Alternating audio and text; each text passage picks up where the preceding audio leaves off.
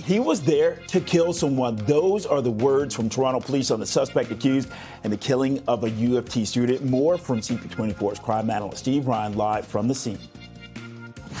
After Sunday's deadly shooting on a bus at the Yorkdale GO station, police are revealing the suspect they've arrested. $3 billion. That is the TTC board's approved 2026 budget. We're going to tell you what that means for riders this hour. This is Live at 5.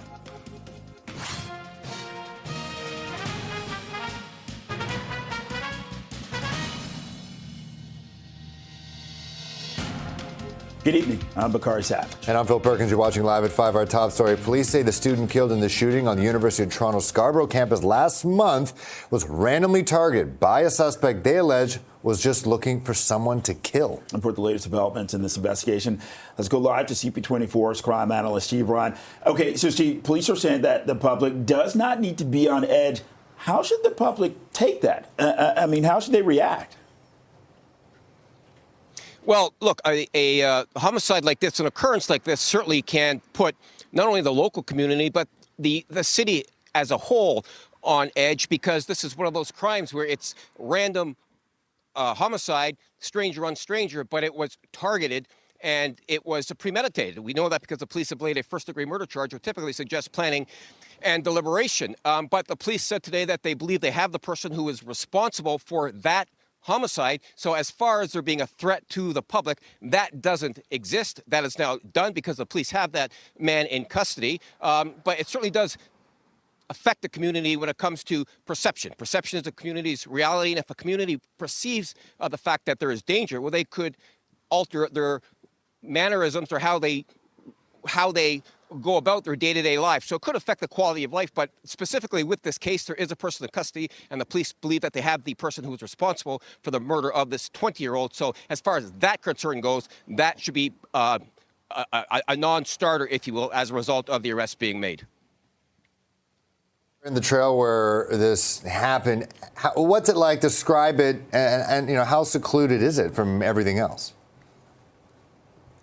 Well, it's in the middle of it's in Scarborough. It's a tranquil path that goes throughout the communities and into some trees. So I mean, it's secluded, but you certainly aren't hidden. The reality is that this man, police believe or allege that he was out to kill somebody in that park. So it doesn't matter what the location was like. By the sounds of things, this was planned. It was deliberate, and the police allege that this guy was out to kill a person, and whether it was in this park or somewhere else, it sounds like this was going to happen regardless. Here is more from the homicide squad and a friend of the deceased who we spoke with as well. Let's hear both. I believe in our investigation has revealed that he was there to kill somebody, is our belief. I'm not sure how he chose Shavank or what his ultimate plan was that day. Is it possible that this was random? Yes. I can tell you that he was on campus for about an hour before this happened. Anything outside of that, that's part of the reason that we're here and why we're showing this picture, because we would like people that interacted with him at any point to contact us. The problem that I think with the campus is that I think they should make this building like a T-card access, so we know that the people that we are walking with actually goes to this university, because I just got to know that the shooter was on a campus for 1 hour before he got to kill Shiwan. So this is the I think the thing that the university should take care about, like to take care of the safety of their students, and is Shiwan like did not deserve this, and I hope he gets his justice and the school changes their safety rules. Now, I'm joined by a local resident, Marvin, who came down to see me specifically to talk about this. Marvin, thanks for your time, and what is it you'd like to say? I just want to say, I feel bad for the family who lost their son, and he is a student, so I feel bad for the University of Toronto as well, because they did lose a member. So my heart goes out to you guys. And as for the suspect, I heard that he didn't find his target, so it's very risky and scary to know that. So yeah. Okay, well, there is somebody in custody. We don't know what you heard. We don't know whether that's a fact or not. But let me ask you, how do you feel now that somebody is in custody? I mean, this is a beautiful pathway here. I was just talking with my anchors about how secluded it is. Does that change your perspective or your plans as to walking through this park at any time? Well, I'm happy they got the guy, but yeah, you never know if there's other people behind it or whatnot. And for now, I do feel safe, but going forward, you never know what can happen. Yeah. Your time, Marvin. Thank you. Thank you so much. So, guys, this just goes to show how the public is affected by a crime like this, because again, perception is reality, and if the community feels that they are unsafe, they might alter how they go about their day-to-day lives. But again, the police believe that there is no threat to public safety. They believe that the person that they have arrested was the person responsible for this senseless murder, and there is no threat to public safety when it comes to this specific occurrence. Let's send back to you guys. Okay, CP24's crime analyst Steve Ryan reporting live. Well, CTV News has learned that the man accused of a fatal stabbing, or shooting rather, this was aboard a GO bus on Sunday night, has a lengthy criminal record. Yeah, let's bring in CP24's Beatrice Vaisman for more details on what we know thus far. Beatrice. Phil, Bakari, good evening. Some almost 24 criminal charges faced over the course of the last number of years by now 40-year-old Tyrell Gibson. That is the accused in the city's first homicide of the year, and he's now been charged with first-degree murder. I want to share with our viewers first the video of his arrest in connection with Sunday's deadly shooting on board a GO bus that was parked at the terminal at Yorkdale Station. This arrest happened just minutes after the shooting actually happened. Police saying that it was at 7 o'clock that the suspect, Tyrell Gibson, and the victim boarded this GO bus. Shortly thereafter, just minutes later, Gibson allegedly shot and killed the victim. He fled, according to the information we've obtained, down to Yorkdale subway station, tried to board a subway train and was apprehended by Toronto police officers. Here you see him flanked by officers in the midst of this arrest. And we also understand a firearm was recovered in the midst of this arrest. Now, here's what our colleagues over at CTV News have learned, that Gibson was, according to court documents, has a criminal record dating back almost 2 decades, facing nearly 24 charges, charged with attempted murder on 2 different occasions back in 2013. The court documents that we've viewed show that he eventually pleaded guilty to a lesser offense in both of those instances. Gibson was also issued a lifetime weapon prohibition order back in 2015. Of course, that weapon prohibition order was not followed, considering he was in possession allegedly of a gun after this homicide on Sunday. And we also know, according to these documents, he received an 8-year sentence back in 2017. It's unclear how much time he actually served from that sentence. So a lengthy criminal history for this 40-year-old man who, again, in the pictures we've been showing our viewers all day long, show him being arrested, taken into custody by Toronto police, and now charged with first-degree murder. Police have not revealed much about the connection between Gibson and the victim. They've not made the victim's identity public either at this point, saying they're still trying to find and notify his family. Bakari and Phil. Beatrice, thank you very much for the update. Also, York Region Police are investigating after shots were fired at a home in Richmond Hill for the second time since November. And police were called to the home. This is on Bryson Drive just before 5 o'clock this morning. No one was hurt in the drive-by shooting, but police say that the home and a security vehicle, one person was sitting in it at the time, were damaged. When our officers arrive on scene, we determined that this is a drive-by shooting. 2 or more suspects in a gray Honda SUV drove by the house on Bryson Street and shot at the residents. The residents were shot and damaged, as well as a vehicle parked in the driveway. And police use metal detectors to search for evidence at the scene. They're investigating to determine if the 2 shootings are connected. And police are investigating after a body was found in North York. The discovery was made in Gwendolyn Park near Yonge and Shepherd. Paramedics say that they were called to the area shortly before 2:30 this afternoon. Police say officers are on scene, but it's not clear yet if there's anything criminal about the death. And a new appeal from the OPP for information after a woman was fatally struck on the 401 in Mississauga. This happened New Year's Day. Investigators say a 32-year-old Scarborough woman fell from a moving vehicle and was then hit by another vehicle in the eastbound collectors at Dixie Road. This was shortly after 6 a.m. on New Year's Day. The woman died at the scene, and the OPP are still trying to find the driver who hit her. the driver and the vehicle that struck this person may not even know what they struck. And we are appealing for that driver to come forward, or anyone with information, to assist us in this investigation to provide closure to the family of the woman who was killed. The vehicle that struck her is described as a white or light-colored Toyota or Nissan sedan-style motor vehicle. If you are that driver, if you know the vehicle, there could potentially be damage, possibly on the driver's side, front of the vehicle. Anyone with information, you're asked to contact Mississauga OPP. Well, it is at 5:10 right now. Feels like -2. Let's take a look at weather right now. Here's CP24 traffic specialist Adrian Yabois. Yeah, we have these problems really impacting the drive fill. So southbound on the Don Valley Parkway, this is just as you make your way south of Bayview Bloor. It's the 2 left lanes that are out following this collision. You do have that 1 lane that continues to squeeze by, and it's impacting the northbound side as drivers slow to take a look. So if you're coming on the southbound side where the problems are, the backlog is there from just south of Don Mills. All things considered, drivers bailing early using Don Mills as an alternative to get themselves through. No alternatives to get by on the 401. It's very busy across the top of the city this hour, and if you're heading into Vaughan on the 400 northbound, also slows down. Approaching Highway 7, the delays continue all the way up towards Major Mac, which is outside of Camera View. On city streets, Dundas is closed both ways between Shore and Cliff, all the way over to Wilmer, and that is for an ongoing broken water main. I'll send it back to you. This CP24 traffic report is brought to you by 407 ETR. Enjoy the journey with a stress-free commute. All right, it's 5:11, holding it at 2 above zero. This is Live at 5. Coming up, we have some breaking news from City Hall. Mayor Olivia Chow is proposing a 2.2% property tax hike for this year.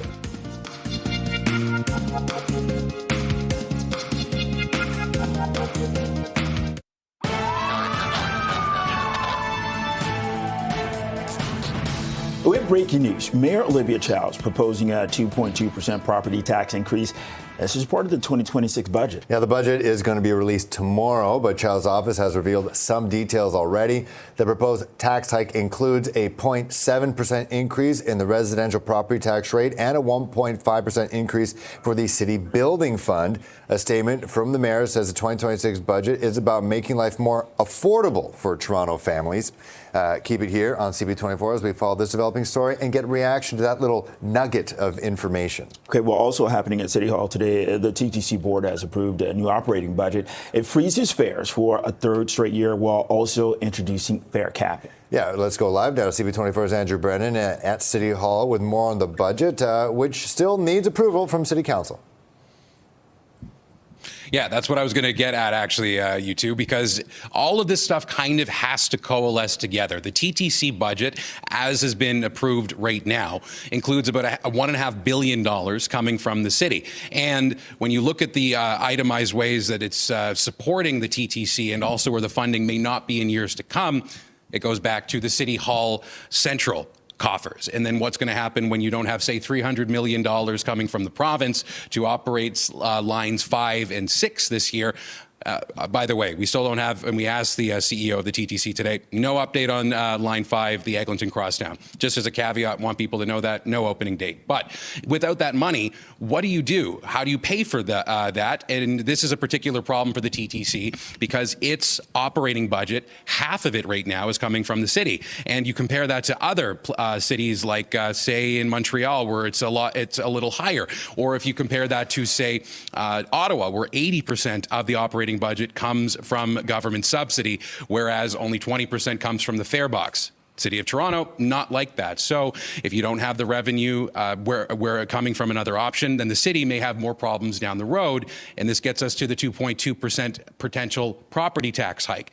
If you don't have potential money to pay for things, it gets complicated. So with all of that as the backdrop here, you're going to hear from the CEO of the TTC about what he thinks is good about this budget. It does keep a lot of let's also remember, we're going into a campaign year for an election coming up. It does meet the promises that Mayor Olivia Chow had before, such as fare freezes for a third year in a row, and also having a fare cap monthly at 47 as of September, if all goes ahead based on how the budget's been tentatively approved. Now, 47 at most that you'd have in a year or in a month. Then after that, you don't have to pay for the TTC anymore to help people, as the mayor says, afford to take the TTC more often.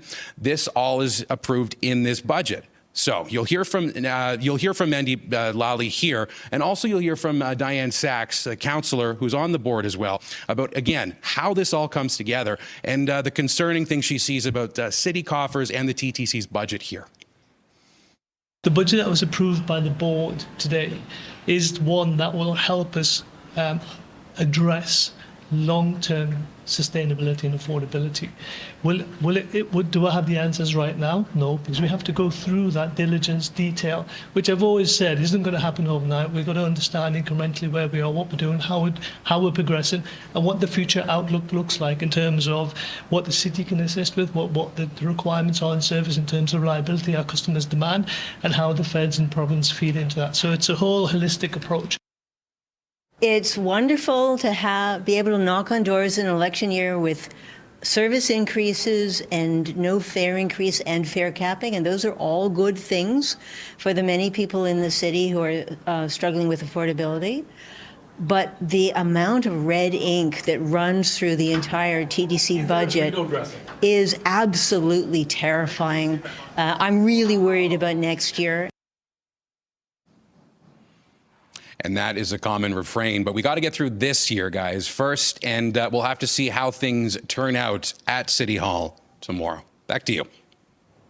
From inside City Hall, Andrew Brennan, thank you very much. Appreciate that, sir. It is 5:18, feels like -2. You're watching Live at 5. And up next, an investigation's underway in Minneapolis, Minnesota. This is after an immigration enforcement officer shot and killed a driver.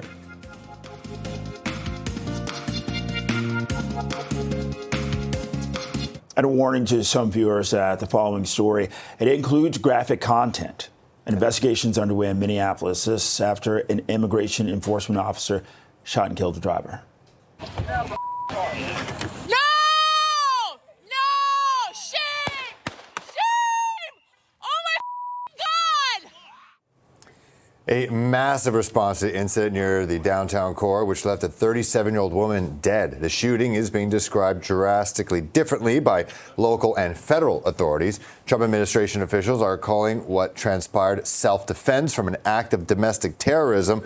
The mayor of Minneapolis says what happened was unnecessary and reckless. It was an act of domestic terrorism. What happened was our ICE officers were out in an enforcement action. They got stuck in the snow because of the adverse weather that is in Minneapolis. They were attempting to push out their vehicle, and a woman attacked them and those surrounding them and attempted to run them over and ram them with her vehicle. I have a message for ICE. To ICE, get the out of Minneapolis. We do not want you here. Your stated reason for being in this city is to create some kind of safety, and you are doing exactly the opposite.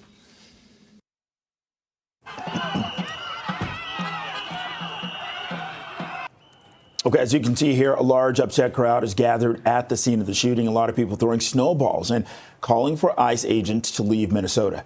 Now, the woman's death is at least the 5th linked to immigration crackdowns. And the Trump administration recently announced that it was deploying 2,000 federal agents to Minneapolis as part of its latest immigration crackdown, which has targeted cities across the U.S. Some 150 people were arrested yesterday, accused of being in the U.S. illegally. Well, the U.S. has seized a pair of oil tankers linked to Venezuela. This is part of a crackdown on sanctioned vessels. Well, a tanker that was flying a Russian flag was boarded by American forces in the North Atlantic after it repeatedly attempted to avoid being captured. The second tanker was seized in the Caribbean Sea. Officials say the ships were either last docked in Venezuela or on their way to the country. Moscow is criticizing the seizure of the tanker in the North Atlantic and demanding Washington release Russian crew members, but the White House says they may face prosecution. The Department of Justice and the Department of Homeland Security, in coordination with the Department of War, did announce that seizure this morning for violations of U.S. sanctions. I've spoken about the enforcement of our sanctions policy at the podium prior to the new year. And this administration is going to fully enforce the sanction policy of the United States. And the seizures come as President Donald Trump makes more access and seeks more access to Venezuelan oil. This is following the raid by the American military, which deposed Nicolas Maduro. Well, Prime Minister Mark Carney is fully standing behind Denmark in the wake of President Trump's latest threat to take over Greenland. And the U.S. leader is pushing the idea that he needs Greenland to protect Arctic security. Our Prime Minister Mark Carney says NATO can handle those concerns and protect the region from any Russian or Chinese activities. Carney has told the Danish leader that the U.S. cannot decide the future for Greenland. Only the people of Denmark and Greenland can. And CTV military analyst, retired Major General David Fraser, says that the takeover of Greenland, that is solely to feed Donald Trump's ego. There is no strategic or tactical reason to have it because Greenland is part of NATO. Greenland is part of, Denmark, which is part of NATO, which all of us collectively want to make sure that, countries like Russia and China do not impact on it. And this does not necessarily mean that, the United States has to take it. This has got nothing to do with strategic significance. It's about what Trump wants to do for his ego and building a bigger America. Prime Minister Carney also says Canada plans to open a consulate in Greenland's capital next month. It's 5:24, 2 degrees. This is Live at 5. When we come back, the U.S. has released new dietary guidelines today calling for more protein and less sugar.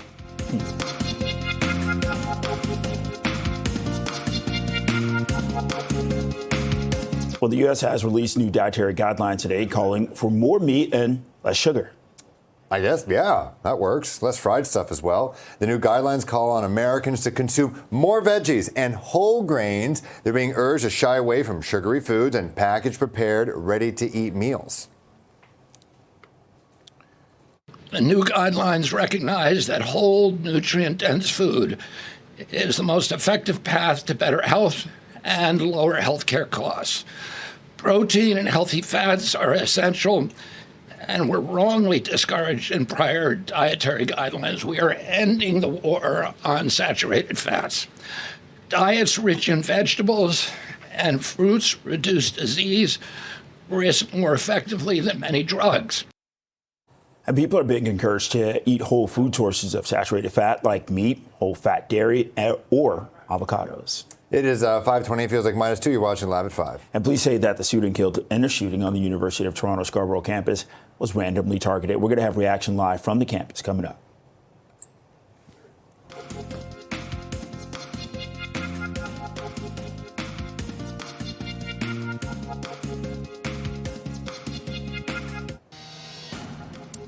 He was there to kill someone. Those are the words from Toronto police on the suspect accused in the killing of a U of T student. More from CP24 crime analyst Steve Ryan from the scene. Well, after Sunday's deadly shooting on a bus at the Yorkdale GO station, police are revealing the suspect whom they've arrested. And $3 billion, that's the TTC board's approved 2026 budget. We'll tell you what that means for commuters. This is Live at 5.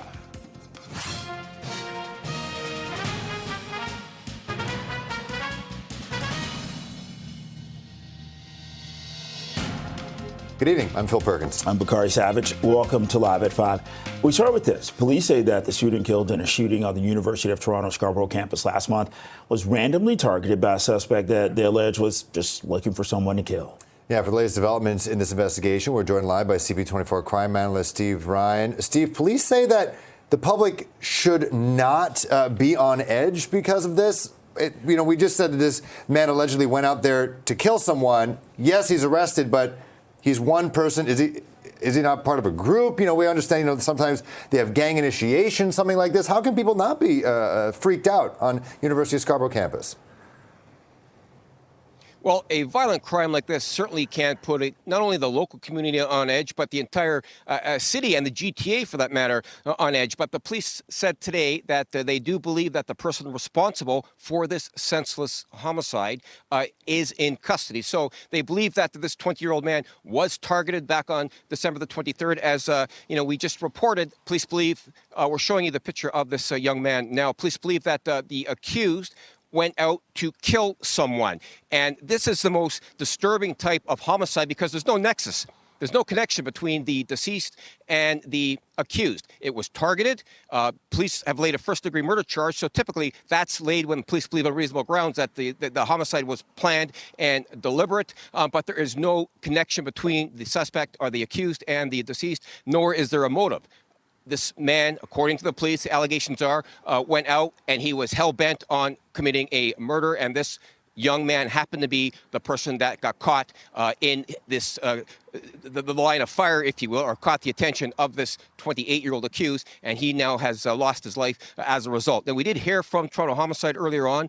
We spoke with a friend of the deceased, and I spoke with a local resident who passed by as well. Here's comments from the three of them. Let's listen.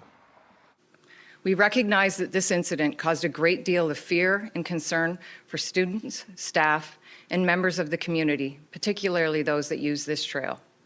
We do want to reassure the community that the person responsible is in custody. We believe that there may have been more people on the trail or on campus on December 23rd that may have seen or interacted with the accused. He just brought positivity to every group. He was such an amazing and chill person. He was very spiritual. Like he would talk about, like, you know, like I used to talk to him about like God and all that. He was a very amazing person. He was he just brought that, you know, that chillness to the group. Like, you know, you were happy to talk to him type thing. He taught me how to do lifting in a gym. He was a very good person. I think I'll start coming down here again. I didn't know they had arrested anybody. It's been a long time, but it was very scary. And the fact that it was fatal, the guy died, and that's right where we go. It's pretty scary. But now we're as long as he's been caught, that's great, and take him away, put him in jail, and so I can continue to walk my Morningside Park walk. So, Phil, just to finish up on that question you asked, there is no threat to public safety. The police made that quite clear today. Will that affect a community going forward for a little while? Perhaps, absolutely. But there is no direct threat to the community as a result of this homicide on December the 23rd. Police are satisfied that this was a one-off and that they now have the person in custody who they believe was responsible. Okay. CP24's crime analyst, Steve Ryan. Well, U of T has sent a message to staff and students at the Scarborough campus. This is following the arrest announcement. It reads in part, quote, "We know that today's TPS update may be unsettling. We're personally heartbroken and know many of you may be feeling a range of emotions in the wake of this senseless violence. We want to assure you that supports are available, including mental health supports." And this just into CP24. Police are now on the scene at Dufferin Station after 2 people were stabbed. And police and paramedics responded to the subway station. This is at Dufferin and Bloor. After 4:30, 4 reports of a stabbing. They found 2 victims. There's no word on the extent of their injuries. The suspect, described as a white male with short blonde hair, an orange construction jacket, and black hat, fled the scene. The TTC says that trains are not stopping at Dufferin Station. We do have a crew heading there. Keep it here on CP24 as we follow this developing story. Well, let's go to another subway station, a GO station. In fact, the CTV News has learned the man accused of a fatal shooting on board a GO bus on Sunday at Yorkdale GO bus station had a lengthy criminal record. Okay, let's go live to CP24's Beatrice Vaisman for more details. Beatrice. Bakari, Phil, just a few minutes ago, Toronto police actually identified the victim in the city's first homicide of 2026. He is a 46-year-old man from Nigeria, and that speaks to potentially the challenges that police were having when it comes to notifying his family members. That was something that they were struggling to do. Clearly, they've now made contact with this man's family, and again, a 46-year-old man from Nigeria is the victim of this shooting death on board a GO bus at Yorkdale GO bus terminal. This happened on Saturday night, 7 o'clock. Police saying this 46-year-old man and the suspect, 40-year-old Tyrell Gibson, boarded that bus around 7 o'clock. Shortly thereafter, Gibson, who you see in this video, allegedly fired his gun at this 46-year-old Nigerian man, shooting him and killing him. He was pronounced dead at the scene. What we know about Gibson is that he ran away. He tried to board a subway car at Yorkdale TTC station, and he was apprehended by Toronto police officers shortly thereafter. You see him there in police custody. And we were also told by police that a gun was also recovered in the midst of this arrest as well. So that's the background on what actually happened here. Now, let's tell you about what we've learned, because CTV News this afternoon having the opportunity to view court documents related to the accused. So Tyrell Gibson, we now know, according to these court documents, showing that he's got a criminal history dating back nearly 2 decades and has faced nearly 24 charges. He was first charged with attempted murder, actually on 2 different occasions back in 2013. Eventually, these documents show he pleaded guilty to a lesser offense in both instances. We also know, according to these documents, that Gibson was issued a lifetime weapon prohibition order back in 2015, receiving an 8-year sentence in 2017. It's unclear how much time he actually served, but despite that lifetime weapon prohibition order, police alleging that he did have a gun, that he fired that gun, taking the life of this 46-year-old Nigerian man. He's now facing a first-degree murder charge. He first made a court appearance on Monday and is scheduled back in court in the very near future to answer to these allegations. But certainly for the people that were on board that bus, and we do understand there were passengers on board that GO bus, Bakari and Phil, incredibly traumatic to witness. There was a bus driver there as well, incredibly traumatic to witness. It was a jam-packed station as well, one of the busiest transit hubs in our entire city, and Toronto Police saying, hey, if you were on that bus, you witnessed this, not only do we want to hear from you and hear your information, but we've got victim services and supports available to you as well. Back to you. Joining us live from the newsroom, CP24's Beatrice Vaisman. Well, a Brampton man is speaking out after shots were fired. This happened at his home in an alleged extortion attempt. Say hello to CTV's John Musselman. He's joining us live with the story. John. Phil, this is a bizarre and very dangerous situation that happened in Brampton on January the 3rd. Now, we did speak to the homeowner. He doesn't want to be identified because he's concerned about his safety. But here's what happened. A gunman went towards their house, fired 8 shots into the home. It was recorded by someone with that gunman. Now, the next day, they sent that video of them shooting at the house to the homeowner, demanding $500,000 in cash. So this was an extortion attempt. Now, this homeowner did contact Peel Regional Police, and their extortion investigation unit is investigating. But keep in mind, this man and his wife were in the home with their 4-month-old daughter, so this was a very frightening situation. He says he's a small business owner. He has no idea why he would have been targeted, but he is so concerned about his safety that he has fled the Brampton area. Peel Police are continuing to investigate this case. Reporting live, I'm John Musselman. I'll send it back to you. John, thank you very much. Appreciate that. Well, York Regional Police are investigating after shots were fired at a home in Richmond Hill for the second time since November. And police were called to the home. This is on Bryson Drive just before 5 o'clock this morning. No one was hurt in the drive-by shooting, but police say that the home and a security vehicle, one person was in that vehicle at the time, were both damaged. In November last year, we were called to the same address for a shooting call. Similarly, there were no injuries at that time, and the investigation is ongoing. Also a drive-by shooting in that case? Also a drive-by shooting. At this time, given how similar the circumstances are you investigating whether it's connected? We're going to look at all possibility. We have our firearm investigative team are in charge leading the investigations, and they will looking at if there's any connections between tonight's incidents and the incidents that happened in November. And police use metal detectors to search for evidence at the scene. They say that they're looking for 2 or more suspects who were in a gray Honda SUV. And police are investigating after a body was found in North York. The discovery was made in Gwendolyn Park. This is near Yonge and Shepherd. Paramedics say that they were called to the area shortly before 2:30 this afternoon. Officers say that, or rather police say that officers on scene, they're there, but it's not yet clear if there's anything criminal about the death. And a new appeal from the OPP for information after a woman was fatally struck on the 401 in Mississauga on New Year's Day. Investigators say that a 32-year-old Scarborough woman fell from a moving vehicle and was then hit by another vehicle in the eastbound collectors at Dixie Road. This was shortly after 6 o'clock in the morning, New Year's Day. The woman died at the scene. OPP are still trying to find the driver who hit her. The driver and the vehicle that struck this person may not even know what they struck. And we are appealing for that driver to come forward, or anyone with information to assist us in this investigation to provide closure to the family of the woman who was killed. The vehicle that struck her is described as a white or light-colored Toyota or Nissan sedan-style motor vehicle. If you are that driver, if you know the vehicle, there could potentially be damage, possibly on the driver's side, front of the vehicle. And information are being asked to contact Mississauga OPP. All right, let's take a look at traffic right now. Let's bring in Adrian Yabwa. How's it looking?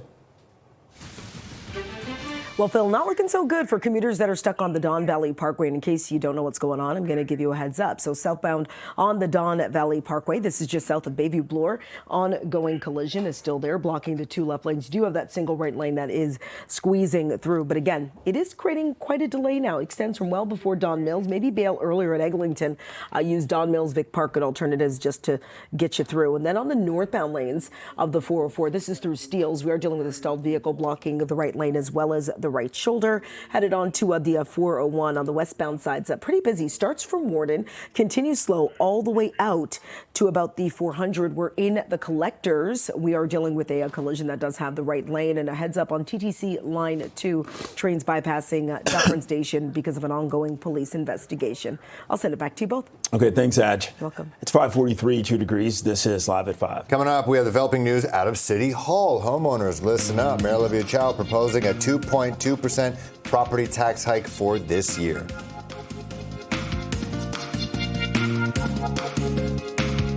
We're following breaking news from City Hall. Mayor Olivia Chow is proposing a 2.2% property tax increase. This is part of the 2026 budget. Now, the budget is going to be released tomorrow, but her office has revealed some of the details early.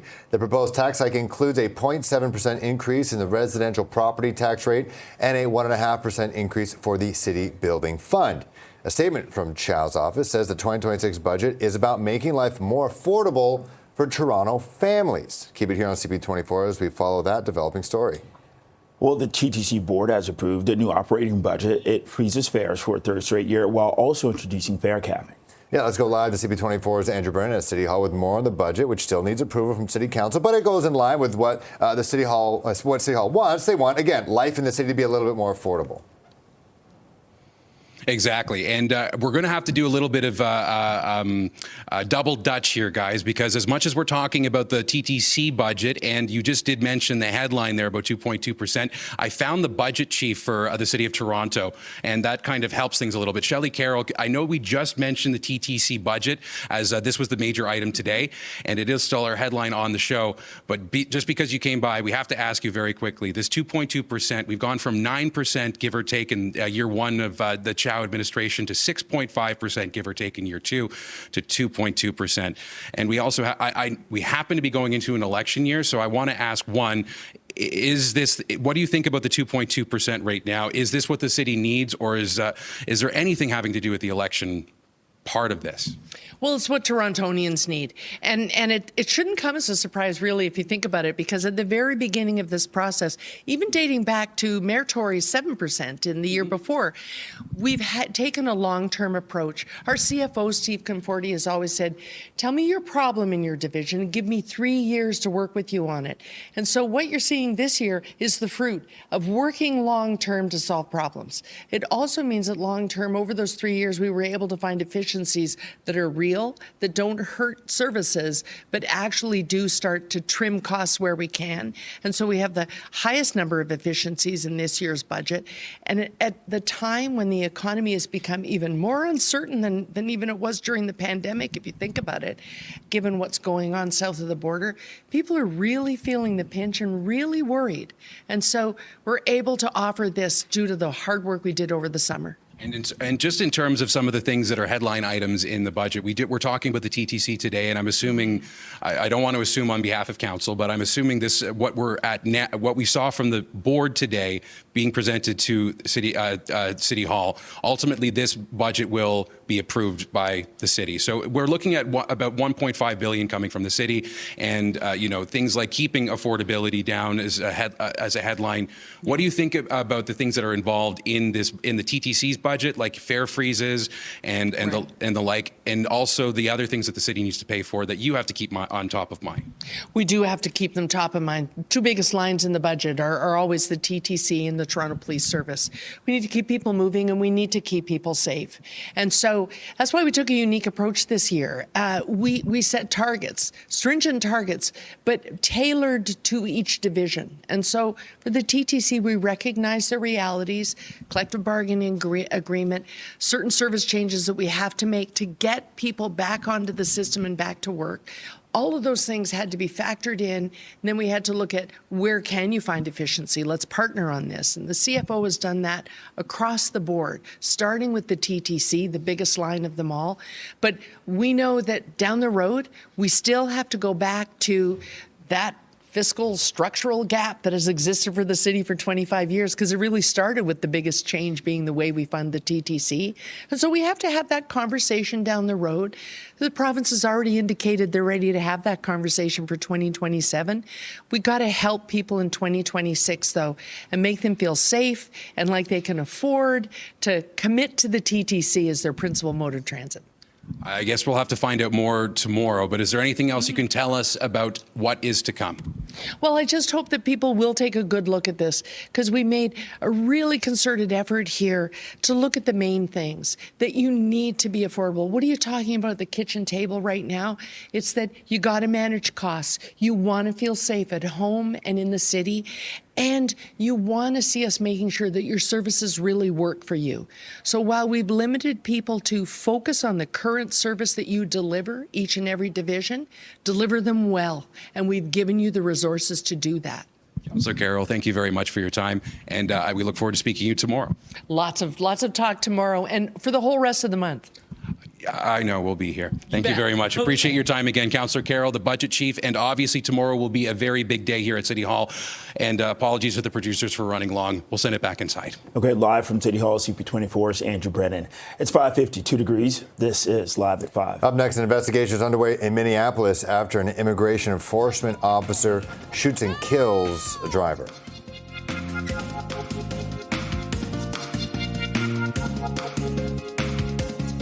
Let's go stateside right now. Warning to some people watching this, the following story does include graphic content. An investigation is underway in Minneapolis after an immigration enforcement officer, ICE officer, shot and killed the driver.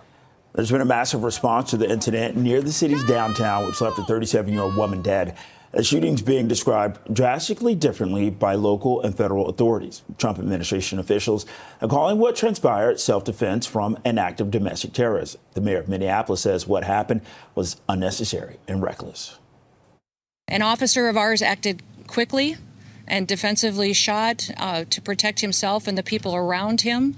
And my understanding is that she was hit and is deceased. We're continuing to gather more information, but this goes to show the assaults that our ICE officers and our law enforcement are under every single day. These vehicle rammings are domestic acts of terrorism. They are not here to cause safety in this city. What they are doing is not to provide safety in America. What they are doing is causing chaos and distrust. They're ripping families apart. They're sowing chaos on our streets. And in this case, quite literally killing people.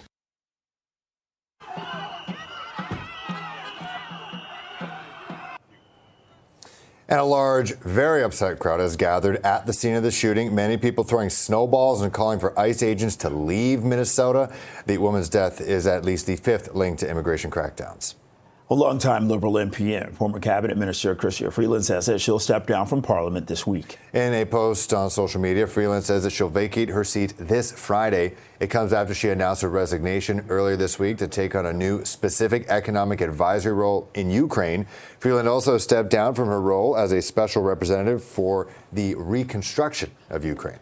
It's 5:55, 2 degrees. This is Live at 5. Coming up, home sales GTA fell again last month as buyers remained on the sidelines amid a lack of confidence in the economy.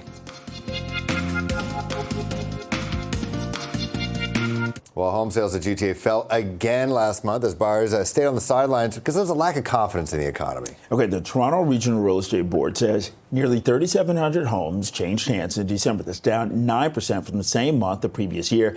The average selling price, it declined 5% compared to 2024. Treb says economic uncertainty weighed on the GTA housing market throughout the year, which saw total sales fall 11%. The board says improved affordability has set the market up for recovery in 2026. It's going to be interesting. It is 5:59, feels like -2. You're watching Toronto's Breaking News, CP24. Thank you for watching. CTV News at 6 is next.